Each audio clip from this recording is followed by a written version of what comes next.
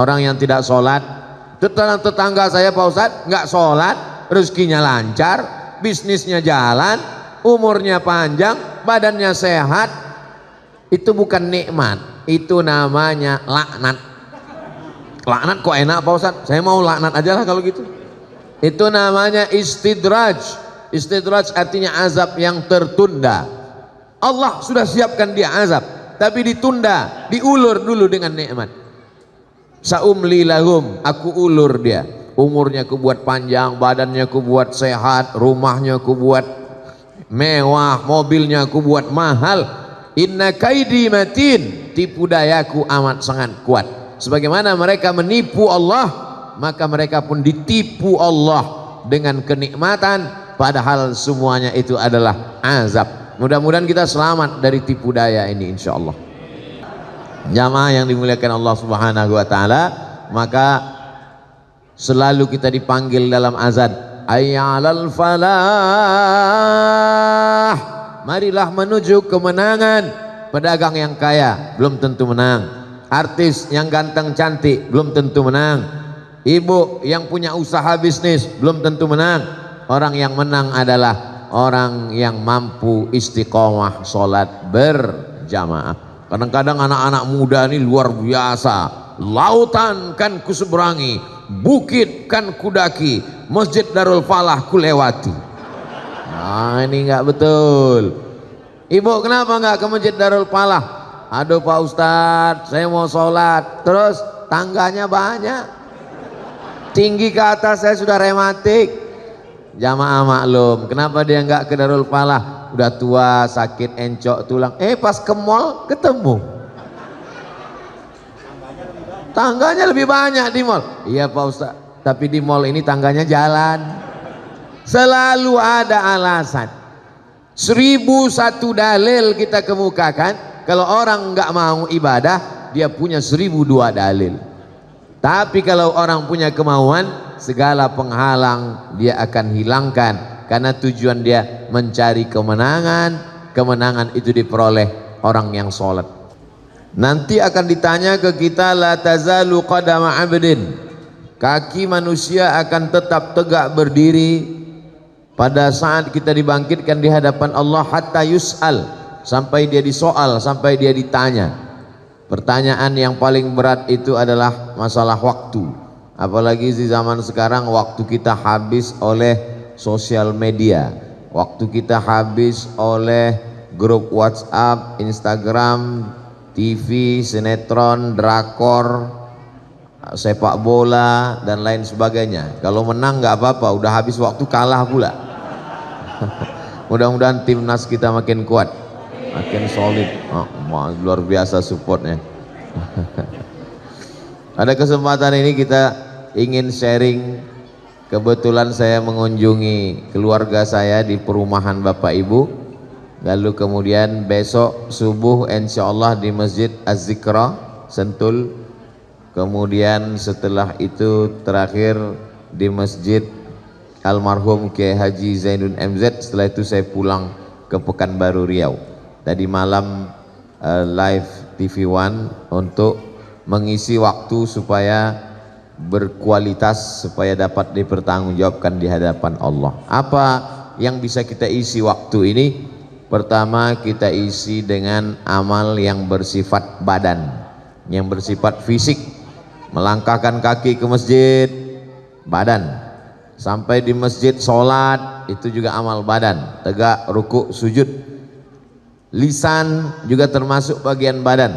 Tasbih subhanallah, tahmid alhamdulillah, takbir Allahu Akbar. Masjidnya sudah bagus, sudah siap, sudah selesai, maka tinggal kita isi saja dengan sholat berjamaah. Tidak ada kurangnya masjid ini. AC, kipas angin lengkap semua. Kalaupun mau dicari-cari kekurangan, paling-paling pembatasnya kaca.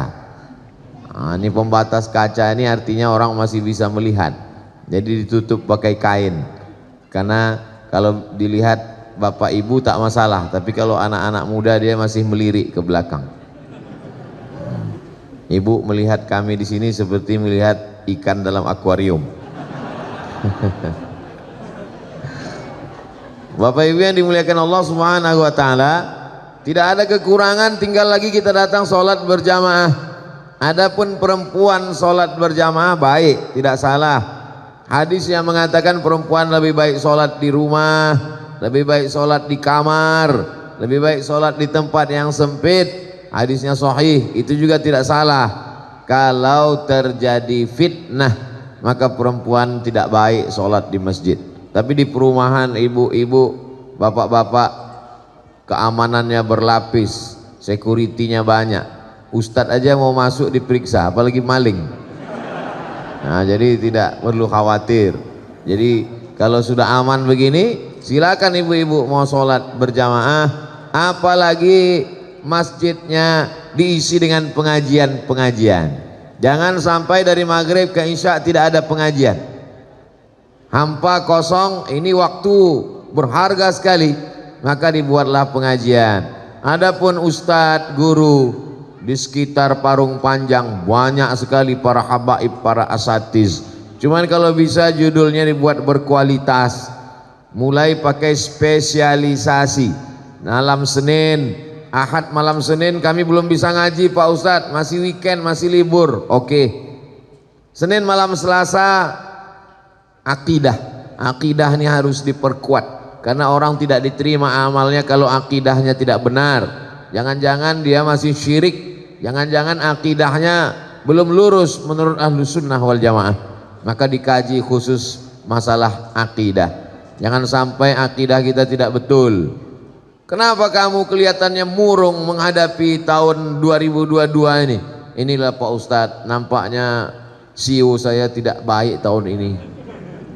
Siapa yang bersiu monyet, rezekinya burung beruntung Pak Ustadz. Masih percaya? Monyet aja udah nggak percaya. Dia masih percaya dengan yang begitu. Kita diajarkan akidahnya benar. Bismillahirrahmanirrahim. Tawakkaltu 'alallah, la haula wala quwata illa billah. Yang ada usaha bisnis, terus sholat kepada Allah, minta iyyaka na'budu wa iyyaka nasta'in. Yang kebetulan ada usaha, apapun nama usahanya, maka ini luar biasa. Dan tadi kami makan siang di sini luar biasa. Ada puding, ada makanan, ada, dan semuanya produk ibu-ibu, dan semuanya sudah di endorse. Anda mau puding, hubungi nomor kontak berikut ini. Anda mau kue, hubungi berikut ini. Anda mau teh, hubungi. Sudah, tinggal di share. Bapak-bapak siap-siap nanti sore disuruh share sama ibu-ibu. Nah, ini bagus sekali. Apa bagusnya? Kita tahu siapa yang memasak makanan kita. Khawatir kita jangan-jangan makanan yang kita makan, wah enaknya, rupanya yang masak kukunya panjang 10 cm. Enak karena dakinya banyak. Tapi kalau lingkungan kita orangnya pengajian, halalan thayyibah, membangkitkan ekonomi umat, nah ini amat sangat baik sekali. Ini ada kantong hijau pembagian sembako atau jadi? Oh, mau keliling pengumpulan infak. Nah, kalau ada yang mengatakan ini sodakoh, jangan.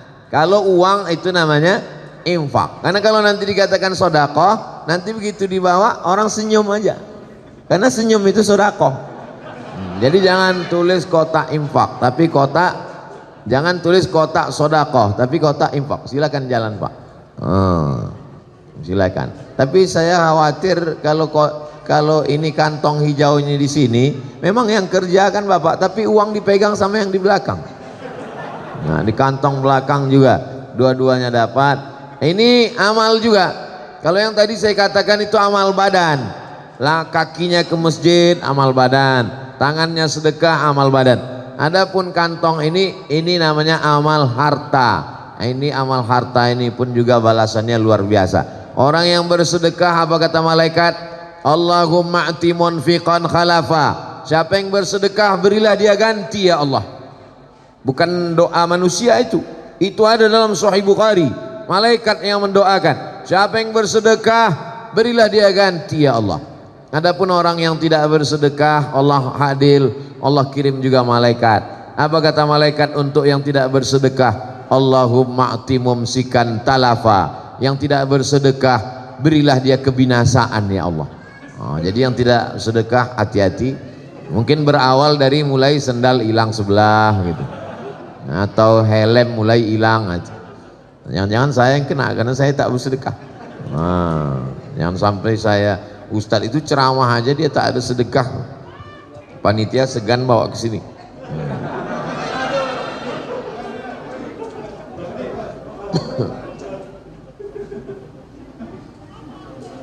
Untung bawa dompet. Biasanya saya kalau ada sedekah saya sengaja tak bawa dompet. Mudah-mudahan apa yang kita berikan hari ini, belum lagi. Masalul ladzina yunfiquna amwalahum fi sabilillah, perumpamaan orang yang bersedekah di jalan Allah, kamatsali habbah, seperti satu benih, satu biji, ambatat sab'a sanabil, tumbuh 7 cabang, wa fi kulli sumbulatin mi'atu habbah, dalam satu cabang 100. Satu yang kita tanam tadi tumbuh 7 cabang, lalu satu cabangnya ada 100 menjadi 700. Wallahu yudha'ifu liman yasha, Allah melipat gandakan lebih banyak. Wallahu wasi'un alim, Allah akan berikan sesuai dengan kadar luasnya karunia Allah subhanahu wa ta'ala. Saya sampaikan tausiah ini lebih kurang 30 menit sebagai pengantar dialog. Nanti ada tanya jawab. Tadi saya sudah dikasih tahu Ustadz Somad, kita mau tanya jawab. Ibu bapak tinggal tulis aja di kertas. Yang mau menyampaikan langsung pakai mikrofon boleh juga. Kalau grogi, mana tahu nanti gemetar, tulis saja di kertas. Tapi kalau bisa pertanyaannya yang kira-kira menambah ibadah sama menambah amal. Nah, jangan pertanyaannya yang tidak mempengaruhi ibadah. Contohnya bumi peta apa bulat. Nah itu tak ada. Pak Ustadz, ini ada yang saya mau tanya, Nabi Adam sama Hawa nikah Pak Kuanya siapa? Itu nggak usah lah ditanya. Tak ada hubungannya dengan ibadah. Iman tidak bertambah, kualitas ibadah juga nggak ngaruh. Jadi yang kita bahas itu kira-kira yang meragukan dalam pikiran kita. Inilah yang jadi masalah Pak Ustadz. Kami kalau Ustadz nggak ada, banyak yang mau kami tanyakan. Begitu Ustadz ada, hilang. Nah, banyak yang ngomong begitu. Itu memang udah kerja setan. SOS, standar operasional setan. Dia membuat kita lupa. Rakaat sholat pun kadang kita lupa. Nama Ustadz pun kita lupa. Siapa yang tausiah tadi? Ustadz siapa? Tapi kalau nama artis sinetron Korea, ingat kita. India, ingat kita. Padahal aneh-aneh namanya. Tapi Ustadz paling mudah ingat nama saya. Qul huwallahu ahad, Allahus. Masya Allah. Amal mata itu melihat Quran. Quran di masjid kita ini bagus sekali, susunannya indah. Melihat dari susunannya nampaknya tak pernah dibaca. Wah, Ustadz ini suuzon. Ini Quran ini disusun bagus karena Ustadz mau datang. Sebetulnya maret ini susunannya kemarin. Jadi dari maghrib ke isya, manfaatkan satu malam memperbaiki bacaan. Ada yang mengatakan nama memperbaiki bacaan itu tajwid. Jawwada yujawwidu tajwidan, memperbaiki bacaan. Jaudah artinya kualitas. Ada yang mengatakan tahsin, hasana yuhassinu tahsinan, diambil dari kata hasan, baik. Dua-duanya baik. Tahsin baik, tajwid juga baik. Jangan kelahi gara-gara itu. Kamu gimana? Saya tahsin, kamu tajwid. Oh lebih bagus tajwid, lebih bagus tahsin. Terus belum mulai dua-duanya. Nah, ini nggak bagus. Ibu-ibu tajwid tahsinnya. Kalau perempuan gurunya perempuan, kalau laki-laki gurunya laki-laki. Saya termasuk yang tidak setuju kalau ibu-ibu ngaji tahsin gurunya laki-laki. Nanti ibu menyebutkan huruf menimbulkan fitnah. Mim mati ketemu dengan qaf, min qab, fa, tha, wa. Nah, itu bisa menimbulkan fitnah. Namanya baik, tahsin, tapi perbuatannya tak baik. Cari guru perempuan. Ustadz sendiri laki-laki, kami pengajiannya perempuan. Kita tidak ada campur laki-laki dan perempuan. Laki-laki di depan, ibu di belakang. Bapak-bapak tidak melihat ibu, karena beliau melihat ke ustadz. Ibu juga melihat bapak-bapak cuma nampak tengkuknya aja. Tapi Ustadz kan ngelihat ibu-ibu nggak terlalu kelihatan. Bapak Ibu yang dimuliakan Allah Subhanahu wa taala, jadi kita perbaiki bacaan sholat kita. Mungkin hurufnya belum tepat, mungkin idgham, ikhfa, gunnah, qalqalah. Belilah Quran yang ada tafsirnya, ada Qurannya. Kenapa Ustadz dari tadi pegang masker terus? Ini kan direkam, nanti ada haters yang komen, somad ceramah nggak pakai masker. Ini masker. Yang namanya setan di mana-mana ada, di YouTube juga ada, di IG juga ada. Jadi kalau Bapak lihat nanti IG saya komennya macam-macam, itu berarti saya, bukan kata saya. Jamaah yang dimuliakan Allah Subhanahu wa taala, kalau bisa pengajian kita direkam. Siapapun nanti yang ngajar pengajian di sini direkam. Ini masjid apa musola? Masjid. Saya tahu, pura-pura nanya aja. Masa ada mimbarnya nggak masjid? Ada khutbah direkam, dibuat channelnya. Apa nama masjid kita? Darul Falah. Darul artinya rumah, Falah kemenangan, rumah kemenangan. Siapa saja yang masuk ke kemari pasti menang. Inilah rumah yang akan dicari 2024. Caleg-caleg mau ke sini semua. Karena mereka mau menang semuanya. Hati-hati Pak RT, Pak RW, banyak nanti mereka akan datang kemari mau mencari kemenangan. Dan apalagi kalau mereka tahu saya tausiah di sini, mereka mau minta nomor saya untuk kampanye. Jamaah yang dimuliakan Allah Subhanahu wa taala, maka selalu kita dipanggil dalam azan, ayyalal falah. Marilah menuju kemenangan. Pedagang yang kaya belum tentu menang. Artis yang ganteng cantik belum tentu menang. Ibu yang punya usaha bisnis belum tentu menang. Orang yang menang adalah orang yang mampu istiqomah sholat berjamaah. Kadang-kadang anak-anak muda ini luar biasa. Lautan kan kuseberangi, bukit kan kudaki, Masjid Darul Falah kulewati. Nah ini nggak betul. Ibu kenapa nggak ke Masjid Darul Falah? Aduh Pak Ustadz, saya mau sholat, terus tangganya banyak, tinggi ke atas, saya sudah rematik. Jamaah maklum, kenapa dia nggak ke Darul Falah? Udah tua, sakit encok tulang. Pas ke mall ketemu. Tangganya lebih banyak di mall. Iya Pak Ustadz, tapi di mall ini tangganya jalan. Selalu ada alasan. 1001 dalil kita kemukakan. Kalau orang nggak mau ibadah, dia punya 1002 dalil. Tapi kalau orang punya kemauan, segala penghalang dia akan hilangkan. Karena tujuan dia mencari kemenangan. Kemenangan itu diperoleh orang yang sholat. Orang yang tidak sholat, tetangga saya Pak Ustadz nggak sholat, rezekinya lancar, bisnisnya jalan, umurnya panjang, badannya sehat. Itu bukan nikmat. Itu namanya laknat. Laknat kok enak Pak Ustadz? Saya mau laknat aja lah kalau gitu. Itu namanya istidraj. Istidraj artinya azab yang tertunda. Allah sudah siapkan dia azab, tapi ditunda, diulur dulu dengan nikmat. Saumli lahum, aku ulur dia. Umurnya aku buat panjang, badannya aku buat sehat, rumahnya aku buat mewah, mobilnya aku buat mahal. Inna kaidi matin, tipu dayaku amat sangat kuat. Sebagaimana mereka menipu Allah, maka mereka pun ditipu Allah dengan kenikmatan, padahal semuanya itu adalah azab. Mudah-mudahan kita selamat dari tipu daya ini insya Allah. Saya yakin dan percaya Bapak Ibu, tadi saya tempat nanya sama Pak RT, berapa rumah di sini Pak RT? Berisi semua rumahnya. Berisi Ustadz Somad. Berapa semuanya? 200 kakak Pak Ustadz. Nah, saya mau hitung, oh ini udah hadir semua. Masa segini 200 Pak Ustadz? Ini perwakilan-perwakilan. Sekarang lagi musim ngirim perwakilan. Masih syukur, saya pernah ceramah di musola, isinya 7 tahun ke bawah sama 70 ke atas. Yang satu sangat ribut, yang satu nggak bersuara sama sekali. Kalau saya tanya, bapak-bapaknya kemana? Sibuk main gaple. Ibu-ibunya mana? Arisan sama sinetron. tinggal anak-anak yang dikirim perwakilan. Nanti pulang cerita sama orang tuanya. Tadi Ustadz bicara sama apa katanya? Orang tua yang nggak ke masjid masuk neraka.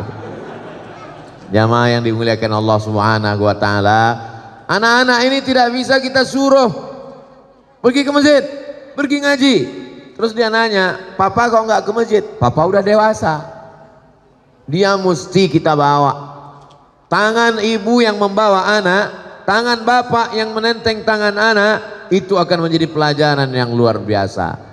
Sejauh mata memandang dia akan terbang untuk kuliah S1, S2, S3, bisnis. Mungkin dia nyasar-nyasar hidupnya, tapi ada sampai saatnya nanti dia akan teringat, dulu ayah saya bawa tangan saya sholat maghrib ke Masjid Darul Falah.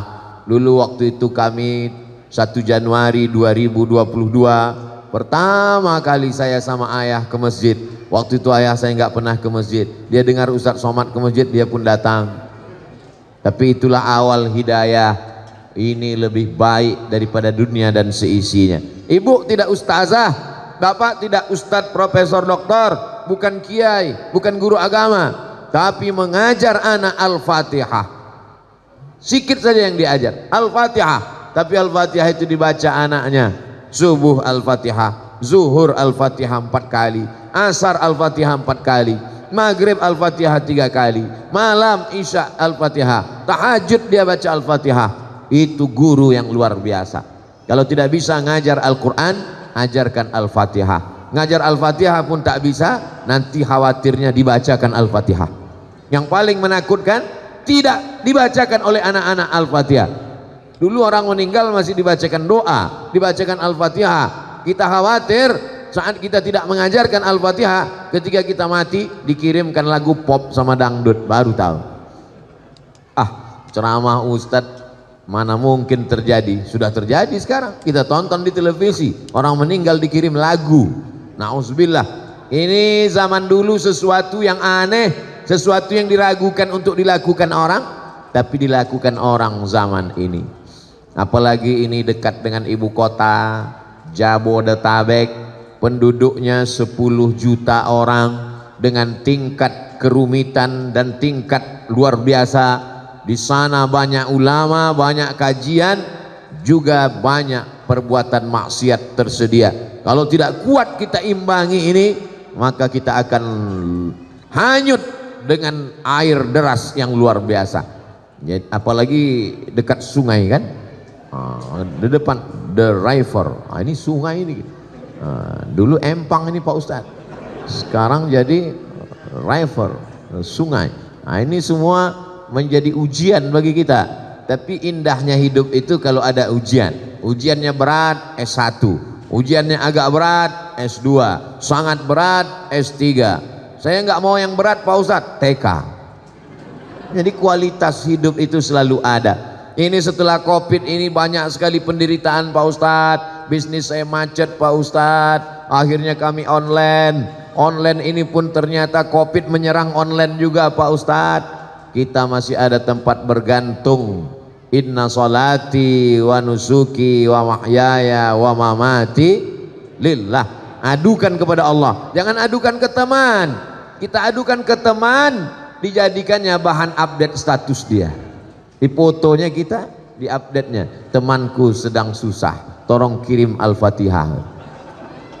Jamaah yang dimuliakan Allah Subhanahu wa taala, pada kesempatan yang baik, bertemu dengan orang baik, berada di tempat yang baik, mari kita tingkatkan kualitas. Man kana yaumuhu khairum min amsihi. Siapa yang hari ini lebih baik daripada hari kemarin, fahuwa rabih, itu orang beruntung. Man kana yaumuhu mithla amsihi.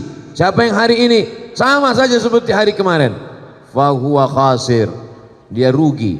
Kalau kemarin baik, hari ini baik, masih rugi. Man kana yaumuhu syarrun min amsihi. Siapa yang hari ini lebih jelek daripada hari kemarin. Tahun yang lalu alhamdulillah Pak Ustadz, suami saya sholatnya 5 waktu. Sekarang Idul Fitri sama Idul Adha itu pun cuma mau ngambil daging kurban. Nauzubillah. Man kana yaumuhu syarrun min amsihi. Siapa yang hari ini lebih jelek daripada hari kemarin, fa huwa mal'un, dia dilaknat oleh Allah Subhanahu wa taala. Laknat artinya ba'idun 'anir rahmah, jauh dari rahmat Allah Subhanahu wa taala. Di antara ibu-ibu mesti ada watawasau bil haq watawasau bisab, saling nasihat menasehati. Antara yang jilbab pendek dengan yang jilbab panjang saling menasehati, jangan kelahi.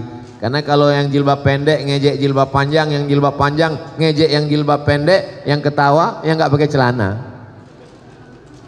Saling menasihati, watawasau bil haq watawasau bisabr. Ibu-ibu mesti buat pengajian khusus habis asar hari Jumat. Kenapa pilih habis asar? Waktunya kosong luang. Kalau habis maghrib mungkin suaminya baru pulang. Kalau habis subuh mungkin mau masak sarapan kerja, anak mau pergi sekolah.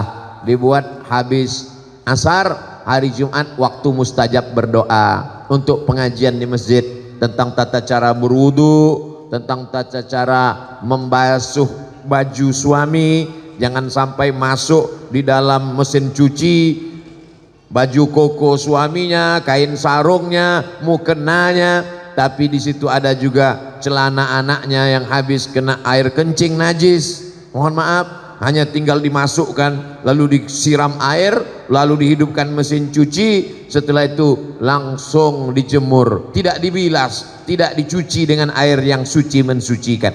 Najis, sarungnya dipakai sholat, tidak diterima karena bernajis. Baju kokonya dipakai ke masjid, tidak diterima. Tadi kamu cuci ini, iya, tidak dibilas, enggak. Kenapa enggak dibilas? Ya tertulis di situ, sekali kucek tanpa bilas. Kita korban iklan, padahal ini adalah mesti dicuci dengan air yang mensucikan, disiram. Nah, ini nampaknya sepele, tapi bagi seorang perempuan dia mesti tahu. Saya nggak nyuci sendiri Pak Ustadz, saya punya pembantu. Saudara kita, mereka bukan budak kita, mereka adalah orang baik, dikirim Allah bersama dengan kita, membantu keluarga kita, maka kita perlakukan mereka dengan baik. Boleh jadi kita masuk surga karena syafaat dari mereka, karena orang beriman juga bisa memberikan syafaat kepada saudaranya. Jangan sepelekan orang, jangan remeh-temehkan orang. Ada satu perbuatan yang tidak bisa ditebus dengan infak, zakat, wakaf dan sedekah, yaitu perbuatan zalim. Ittaquz zulma, jangan zalim, jangan aniaya orang. Supirmu, drivermu, securitymu, babysittermu, tukang masakmu, tukang setrikamu, pembantumu, mereka akan menuntut di hadapan Allah Subhanahu wa taala. Ada orang yang sholatnya banyak, puasa sunatnya rajin, infak wakaf sedekahnya luar biasa, tapi ternyata zalim, aniaya pada orang.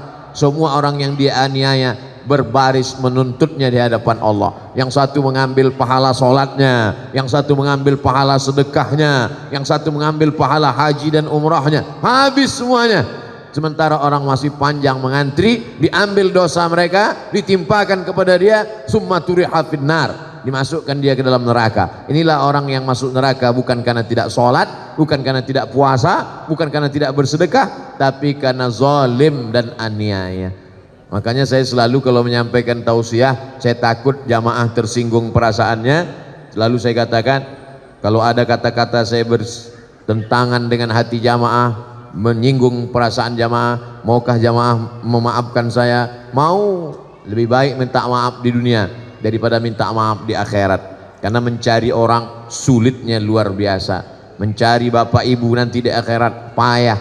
Maka kita cari di dunia. Nabi saja minta maaf. Nabi naik ke atas mimbar, apa kata Nabi? Man kuntu jaladtu lahu zahran fahadha zahri.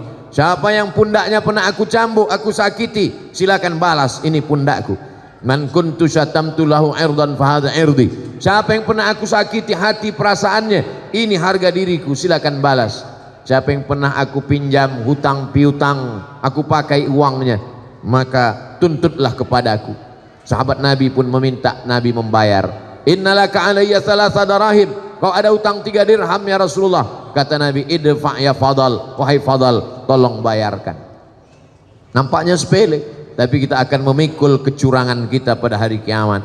Akan kita bawa. Wa may yaghlul, siapa yang curang, tipu, bohong, dusta, minjam tidak kembali, betapa malunya kita nanti di akhirat. Ada yang memikul panci karena lupa dikembalikan, memikul rantang yang sepele-sepele. Ah, itu kan sepele Pak Ustadz. Masa minjam pulpen pena pun nanti akan dipikul juga. Famay ya'mal mithqala dzarratin khairan yarah. Sebesar biji sawi, sebesar ujung rambut, kita akan dituntut di hadapan Allah.